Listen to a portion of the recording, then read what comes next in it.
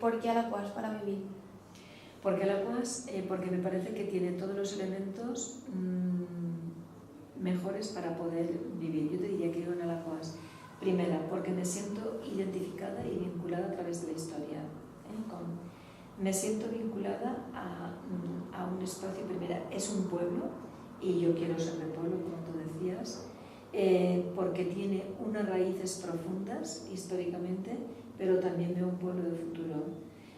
Porque sus calles con los comercios me resultan atractivas y lo tenemos todo a mano, porque tengo todo mi espacio relacional y después también porque tiene calidad de vida, bueno, después o antes, porque tienes a nivel de plazas y de parques tienes muchos y prácticamente en cada barrio tú tienes Sequieta, tienes Roser, tienes Señera, tienes Dijous, Alamedas.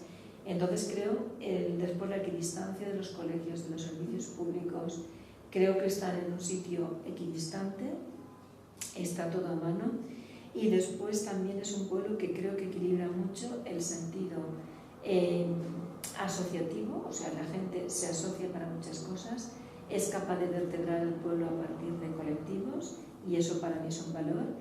Y después que vincula también muy bien el tema del trabajo, que lamentablemente ahora hay mucha carencia, pero el tema del trabajo y el tema lúdico o el tema relacional. Entonces todo eso creo que son elementos para decir que Alaquàs no lo cambiaría por nada.